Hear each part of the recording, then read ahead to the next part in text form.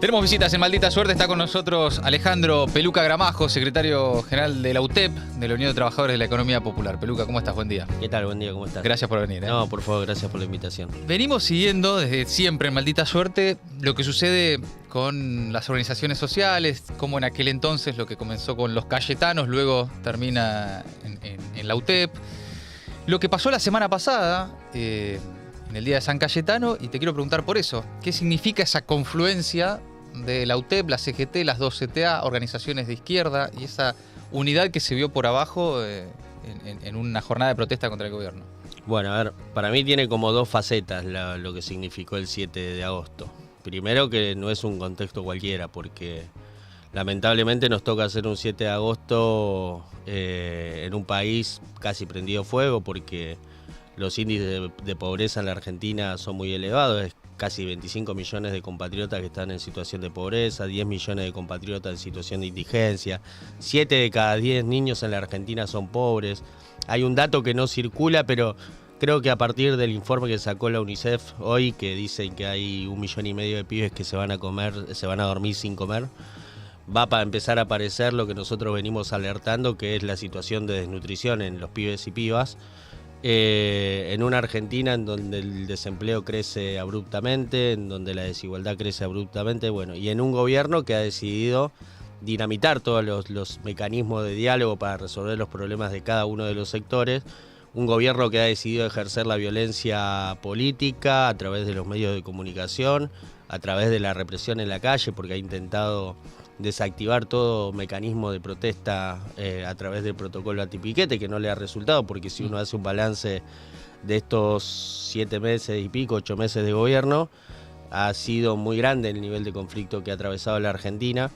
Por lo menos nosotros tenemos ese balance, pero bueno, en ese aspecto con mucha preocupación y con mucha bronca, con mucho enojo, porque lamentablemente la gente la está pasando muy mal, para la mierda. Este es un gobierno de mierda que ha deteriorado absolutamente todos los indicadores sociales negativos que ya veníamos arrastrando, pero esperanzado porque hemos logrado construir un esquema muy amplio de unidad. La movilización del 7 estuvo impulsada por el Consejo Directivo de la CGT en pleno. Casi todos los gremios, por no decir todos, convocaron, adhirieron, movilizaron a la Plaza de Mayo, las dos CTA, todos los organismos de derechos humanos de la Argentina, las madres, las abuelas, los hijos, todos.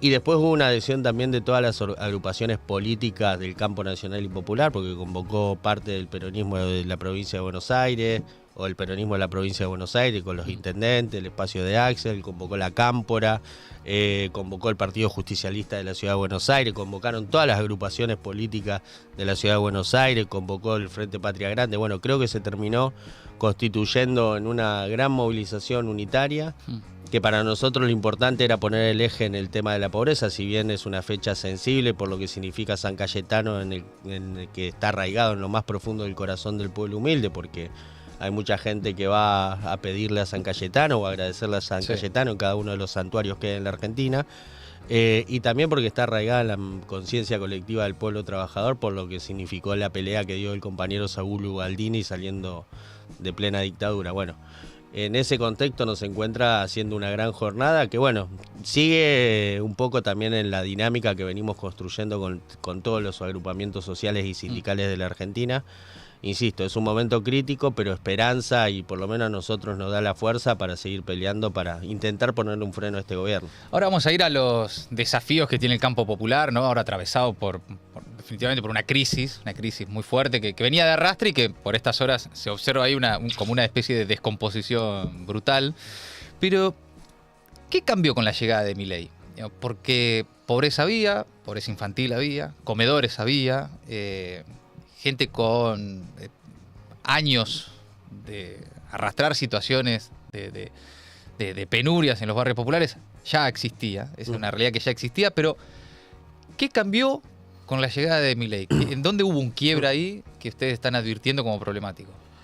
A ver, para mí se cristaliza algo de lo que nosotros venimos planteando hace tiempo, que para nosotros el campo nacional y popular, el movimiento nacional, se debe a un debate profundo de lo que significó este proceso democrático. Por lo menos para mí hay que hacer un corte o intentar construir una síntesis de lo que significaron estos 40 años de democracia, en donde tuvimos momentos de crisis, momentos de gobiernos neoliberales que entregaron y saquearon el país, más o menos como está haciendo este gobierno, y tuvimos momentos de oleadas de gobiernos populares, no solo en Argentina, sino en América Latina. Yo creo que lo que pasó en lo que se conoce como la década ganada en la Argentina y la oleada de gobiernos populares en la Argentina sirvieron como piso de organización, como piso de construcción de derecho, como piso de construcción de conciencia de los pueblos, pero no logramos romper con las matrices económicas o con los procesos de concentración profundo, que incluso en algunos lugares se profundizaron. Y yo creo que no pudimos encontrarle la vuelta al debate, porque si uno mira cómo terminó el gobierno anterior, que para mí es un gobierno que ha fracasado por las expectativas que generó en el 2019 y que no pudo cumplirlas, terminamos un gobierno con 5% de desocupación y con 42% de pobreza. Claro. Es decir, evidentemente hay debates en términos estructurales que tiene que atravesar el campo nacional y popular, que los tenemos que dar con sinceridad, dejarnos de joder con las disputas políticas que no tienen que ver con la realidad de nuestro pueblo y ponernos a pensar cuál es el modelo de país que le vamos a proponer a la sociedad. Creo que la derrota política electoral del 2023 a todos nos obliga a dejarnos de romper las pelotas con discusiones secundarias, poner la contradicción en el lugar correcto, que es mi ley o el pueblo, pero también empezar a discutir con mucha sinceridad, con mucha honestidad, cuál es el modelo de país que le vamos a ofrecer a nuestro pueblo, porque nosotros no perdimos la elección por un mal candidato, por una mala maniobra electoral. Creo que en la elección del 2023 estábamos casi todos dentro de la estrategia electoral y sin embargo perdimos porque hay un pueblo que estaba enojado, porque hay un pueblo que se cansó, porque hay un pueblo que no vio lo que significó la década ganada, porque no le tocó. Claro. Porque insisto, si terminás un gobierno peronista, popular, ponerle el título que quieras al gobierno anterior, o la caracterización que quieras al gobierno anterior, hay datos concretos, 42% de pobreza. Un gobierno popular no puede terminar con 42% de pobreza. Aumentándola. Claro. Y si pasó eso, muchachos, sentémonos a pensar por qué. No es casualidad que en América Latina hayamos tenido una ofensiva también de gobiernos neoliberales. Algunos por golpe de Estado, algunos porque perdimos la elección, algunos porque nos devoró la interna, como en el caso de Bolivia, que los compañeros se están matando en una interna que no tiene ningún tipo de sentido. Creo que eso, si no somos capaces de revisar eso, le vamos a agarrar al vizcachazo, y creo que lo que pasó con la elección y lo que está pasando incluso en esta coyuntura nos obliga a repensar. No tenemos que tener miedo a las discusiones. Los que militamos desde chicos y nos aferramos a la militancia, no por un cargo, no pensando en el destino individual, no pensando en cuál es la mía, sino porque efectivamente creemos en la organización popular, creemos en la militancia, creemos en la política como herramienta de transformación. Tenemos que empujar a dar esos debates. Se enoje quien se enoje, el que se enoja porque no entiende la realidad. ¿Qué está en descomposición ahí, Ale? Porque una derrota electoral fue una derrota política, en algunos términos, por todo lo que ha ocurrido en las últimas semanas, hasta una paliza moral, ¿no? Que es donde esencialmente dan la discusión los libertarios, ¿no? En el terreno de esa batalla cultural y esa guerra moral. Pero, ¿qué es lo que está en descomposición? ¿Qué es lo que vos crees que ya está terminado? Que es algo que venís marcando, que venís diciendo, digo, más allá de los episodios de estos días. ¿Qué es lo que ya se había roto ahí? Yo creo que en los últimos años nos alejamos mucho de la realidad de la gente. Yo creo que el otro día escuchaba a un colega tuyo que para mí le pega en el clavo. La dirigencia política del peronismo, del campo nacional y popular, se tiene que parecer a su pueblo.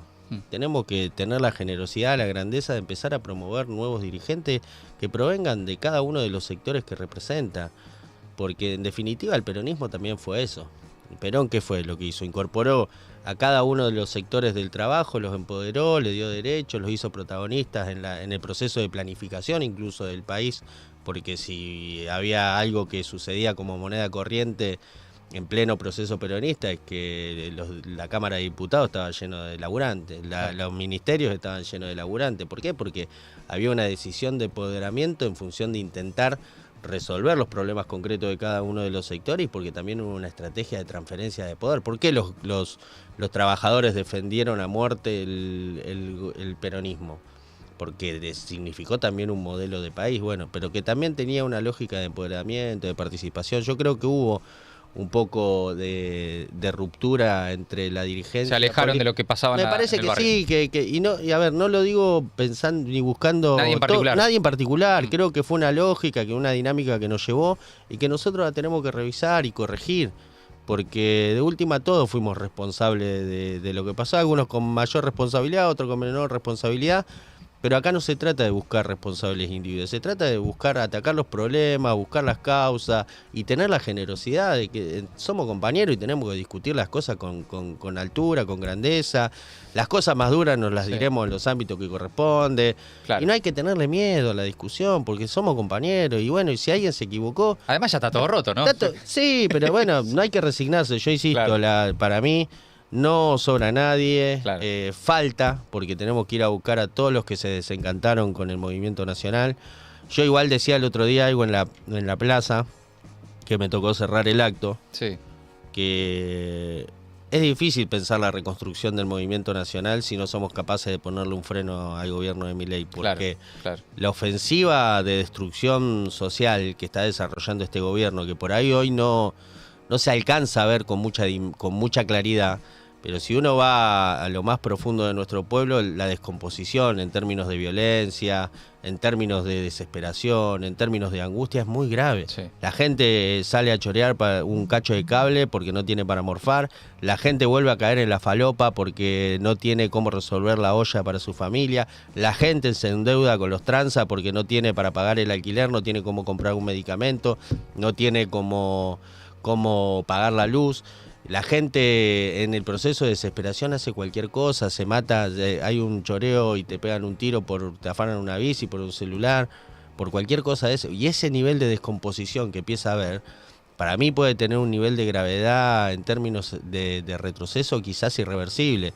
Porque incluso esto que salió como informe de la UNICEF, que dice que hay 1,5 millones de pibes que se van a dormir sin comer y que hay 4,5 millones de personas que saltean comida, dan cuenta de que si eso no lo revertimos no hay posibilidad de reconstruir el movimiento nacional. Claro. Porque incluso la política del gobierno es destruir todo el tejido comunitario y organizado, porque no es casualidad que haya elegido como enemigos a los trabajadores organizados, ya sea en la CGT o en la CTA, o a los trabajadores organizados en los movimientos populares o en toda la red comunitaria. Porque hay una decisión o hay un intento de desmoralizar, desmovilizar, perseguir, destruir todo lo que se pueda oponer a este modelo y ellos no son tontos cuando saben que si la gente está organizada tiene más poder para pelear, más fuerza, porque esta campaña de intentar desmovilizar y desmoralizar a la gente, cuando vos tenés uno al lado que no te dice, che, mirá, no, vamos, dale, que los pibes se están cagando de hambre, vamos a organizarnos, vamos a ayudar al club y organicémonos en el club para que armar la olla popular. Bueno, la cooperativa nuestra se quedó sin insumos, vamos a hacer algún acuerdo con otra cooperativa. Bueno, cuando eso está, tenés más posibilidades de organizarte para pelear. Es tal vez momento de militar más ideas, causas, banderas que nombres, digamos, ¿no? Sí, y prácticas, ¿no? Y práctica, porque creo que uno tiene que tener una conducta determinada, una práctica determinada, bancar lo que se dice con la boca, con el cuerpo, y si hoy nosotros vemos que nuestro pueblo está sufriendo, que la está pasando mal, nuestra única obligación es organizarnos junto a nuestro pueblo. Y quizás hoy la batalla principal sea por el pan, lamentablemente. Claro. Porque la gravedad de la situación y la crisis que puede o el nivel de descomposición que puede generar, si la gente no se resuelve el cómo comer, por lo menos 2 veces al día, que es lo que no está pasando hoy, bueno, creo que puede ser una situación de deterioro, pero muy grande, y que nosotros tenemos la obligación de frenarlo. Alejandro, a esas prácticas de las que hablas, el gobierno les apuntó muy fuertemente, ¿no? Los ha llamado gerentes de la pobreza, ha hablado de comedores fantasmas, de una intermediación que únicamente tenía como fin favorecer a las organizaciones, etcétera, ¿no? De eso, el gobierno ha hecho una avanzada muy fuerte desde que asumió, a través de el propio Milei, pero especialmente el ministerio de Petovelo y demás. ¿Cuál es la mirada que tienen desde las organizaciones sobre eso que les adjudican? Bueno, a ver, me parece que hay una parte de persecución importante por parte del gobierno. Creo, nosotros siempre somos defensores de que si se cometen errores, que se investigue, no tenemos nada que ocultar y que se mandó una cagada, que pague con la justicia, y siempre hay que estar a disposición de la justicia. Después es cierto que hubo una campaña mentirosa, porque a ver, vayamos al tema alimentario. Ahora salieron unos informes del Ministerio de Capital Humano que estaban repartiendo un montón de comida de repente. Que son 2,5 millones de kilos de comida. Sí. Hay una cuenta muy sencilla. Sí. Hay 25 millones de personas en situación de pobreza. Sí. Hay 10 millones de personas en situación de indigencia. Vamos a los datos del UNICEF. Ya 1,5 millones de pibes que no comen, que se van a dormir sin comer. ¿Qué es lo que están festejando? Y es mercadería que estaba encanutada en galpones. No es que están haciendo una política muy eficiente en términos de cómo resolver el problema alimentario en la Argentina. Bienvenido sea que aumentaron la tarjeta alimentar. Ellos o sea, el gobierno me parece espectacular. Argumenta eso, la tarjeta alimentar, la UH. Pero no alcanza, claro, porque la gravedad de la crisis es muy grande. Bienvenido sea, y estoy seguro, y eso no hubiese pasado, la distribución de los alimentos que ahora festejan, que no es poco, deberían tener ya un esquema planificado de compras y para abastecer rápidamente, para tratar de evitar lo que está pasando en los territorios. Pero no hubiese pasado eso, o lo que está pasando, que están empezando a hacer los convenios con las provincias, si nosotros no hubiésemos encarado una pelea en la calle, claro, si no hubiésemos encarado una pelea judicial, que la encaramos por 2 vías, una denuncia que encabezó Juan y un amparo colectivo que presentamos con la UTEP, y todo el revuelo que se armó, cuando nos enteramos que estaba a punto de vencerse, creo que no me acuerdo cuántas eran los kilos de leche. 5.000 toneladas de comida, la de los galpones. Y la leche en particular, que estaba a punto de vencerse, que le quedaba un mes si no la distribuían, se vencían miles de kilos de leche en polvo. Si no, no pasaba nada. No pasaba nada, ¿entendés? ¿Y qué fue lo que pasó ahí? Primero, que frente a la campaña de difamación, diciendo que las compañeras no existían, que los comedores eran fantasmas, todos fuimos testigos a partir de un trabajo que hicieron muchos medios de comunicación, de ir a tomarle testimonio a muchísimas compañeras, no solo de mostrar la cara visible de la injusticia que expresa cuando uno tiene que organizar un comedor en el barrio y encima cuando el comedor en la olla está vacía, sino que también el gobierno mismo. Primero el actual jefe de gabinete, cuando era ministro del Interior, en una comisión en diputados diciendo que no habían recibido ningún tipo de stock del gobierno anterior. Después el ministro, el vocero presidencial, diciendo que las cosas eran para emergencia. El secretario, que ya no es más secretario, de la Torre, que era uno de los encargados de los dispositivos territoriales, diciendo otra versión, la ministra Petovelo diciendo otra versión y el mismísimo presidente diciendo otra versión. Claro, entonces quedó al descubierto que también hubo una campaña de parte del gobierno de mentir.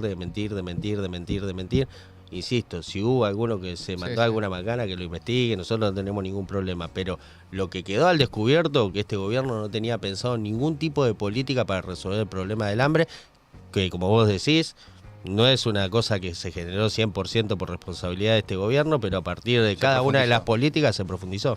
Ale, estamos hablando con Alejandro Gramajo, secretario general de la UTEP. Algo que ustedes advierten y que por lo general se habla poco en el debate es cómo la retirada del Estado favorece el avance del narco en los barrios. Vos mencionabas ahí de vecinos, vecinas que se financian con el narco. A mí, yo recorriendo algunos comedores y barrios, me contaron de casos de el narco del barrio asistiendo alimentariamente comedores. Ante la retirada del Estado y estos alimentos que no llegaban, cae el narco bajo un camión de comida y bueno, y la situación se complejiza. ¿Qué está pasando ahí? ¿Qué está pasando con esa situación en los barrios de la Argentina? Bueno, eso, se está profundizando frente a la retirada del Estado. Uno puede tener mucha voluntad, pero sin herramientas tampoco se puede organizar el territorio. Y lamentablemente cuando vos destruís, el Estado no está, destruís el club del barrio, que también es otro lugar en donde la gente se organiza mucho, pero que tienen que cerrar las puertas porque tuvieron aumentos de luz de 150%, imposible sostener sin... nunca hubo una política fuerte igual sobre los clubes de barrio para ayudarlos, asistirlos, pero cierran los clubes de barrio. Las capillas que no dan abasto, porque por ahí fueron las únicas o los sectores religiosos que tuvieron algún tipo de convenio con el gobierno, y no dan abasto, porque claro, la gente se entera que los comedores están abiertos y dice vamos para allá, y entonces se van organizando según cómo va abriendo, si abren los evangelistas, si abren los católicos, si abre... Sí, según el día, según se van la hora, organizando, claro. pero no dan abasto tampoco, porque la demanda es muy grande. Entonces, cuando vos rompés todo el tejido que está organizado en el territorio, lo que avanza, lamentablemente, es el que tiene guita en el barrio, Claro. que es el tranza, que es el narco, que es el delincuente, y que conoce a la gente del barrio. Bueno, la gente del barrio, ante la desesperación de no poder morfar, de no poder pagar la luz, de no poder comprar medicamentos, porque la jubilación del viejito de la familia no le alcanza para nada, porque desabastecieron o sacaron todos los programas que permitían a un viejo tener un medicamento a través del PAMI o algún otro programa del Estado. Todo eso desapareció y son en muchísimos casos medicamentos muy caros. A mí me ha tocado vivir situaciones muy chotas de casos que me contaban compañeras que estaban encargadas de un comedor, que era una jubilada encargada de un comedor que no cobraba ningún plan social, ningún programa, pero cobraba una jubilación, y que el PAMI le sacó los medicamentos y que ella, a través de los medicamentos que recibía con el PAMI, tenía un tratamiento para poder vivir. Y que me contaba, mirá, yo no sé si mañana me levanto, pero tengo la obligación de organizar, de seguirme organizando para los pibes de mi barrio, pero no sé cuánto lo voy a poder seguir haciendo. Claro. Y hacía un montón de tipos de casos distintos, pero del mismo nivel de drama. Bueno, lamentablemente lo que sucede es que hoy el territorio está en cierta disputa. Si hay un grado de crueldad en cómo el gobierno aplica sus políticas, sin quitar del eje, que efectivamente son las políticas económicas las que afectan, ¿no? Pero hay sobre eso, vos notás ahí como un grado de disfrute, de crueldad, de goce de desarmar todo eso. Sí, a mí me parece que hay un desprecio del gobierno, de todo el gobierno hacia la mayoría del pueblo argentino, hacia los pobres, hacia los trabajadores. Hay desprecio. Hay desprecio, lo han expresado en cada una de las políticas que han intentado defender, y que todo el tiempo, cuando vos lo escuchás al vocero contando cosas que son... atrás de cada risa de ellos, cuando destruyen una política, hay historias de vida. Hay familias, hay niños, hay viejos, hay mujeres. Y ellos se burlan, y incluso lo ves en las redes. A mí no me gusta ver mucho las redes porque creo que no tienen nada que ver con la realidad, pero cuando uno chusmea un poco, ves también todo su esquema de trabajo psicológico en las redes sociales, que es... Sí, de aturdimiento constante. Y que bueno, yo soy medio creyente, así que sé que todo vuelve en la vida. Creo que se están burlando mucho de la gente, que subestiman a la gente, y que lamentablemente, bueno... Ojalá que algún día cambien, ¿no? Porque uno no le tiene que desear el mal a nadie, pero me parece que todo vuelve en la vida, y que lo que están haciendo el gobierno y muchos de los dirigentes que forman parte de este gobierno es miserable. Es miserable porque la gente la está pasando para la mierda. Y hoy ya no son comentaristas de la realidad. Claro. Tienen que gobernar, y acá lo que han hecho es gobernar para cagarle la vida a la gente. Ale, la última. Incluso desde el campo popular, por lo general... los presidentes, los representantes, han sido profesionales de clase media o incluso más, de sectores urbanos, etcétera. Hay como un patrón ahí, ¿no?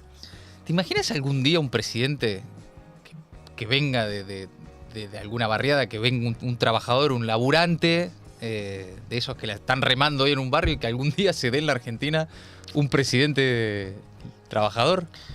Sin desmerecer a los que han trabajado y han sido presidentes, pero que por lo general no son abogados o son profesionales, etcétera, ¿no? Sin desmerecer a nadie. Digo, pero, no sé, una especie de Lula, ¿no? Un obrero. Un Lula. ¿No? ¿Te imaginas? Un Evo. ¿Te imaginas alguna vez algo así en la Argentina? A ver, sí, yo, qué sé yo, no. A mí lo que me importa es, yo creo en el protagonismo popular. Claro. Y creo que el espacio político social que tiene que conducir el país tiene que recostarse sobre el protagonismo popular. Después el nombre, si es un obrero, si es un estudiante, si es, no sé, un profesional, si es mujer, si es hombre, mientras no se olvide de dónde venga. Claro. Y que, como dijo Néstor en su momento, no vengo a dejar las convicciones en la puerta de la Casa Rosada. Que represente todo lo contrario, esos sectores, claro. Que represente esos sectores y que meta todas las contradicciones sociales Claro. adentro de la Casa de Gobierno.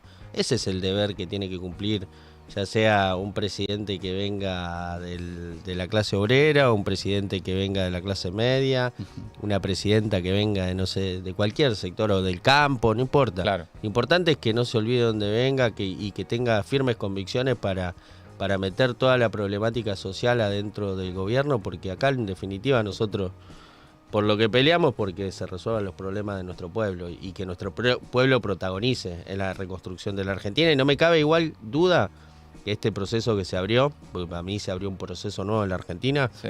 con la llegada de Milei, que nos obliga a todos a reconfigurar un poco los chips y discutir de fondo las cosas que no pudimos cumplir como campo nacional y popular.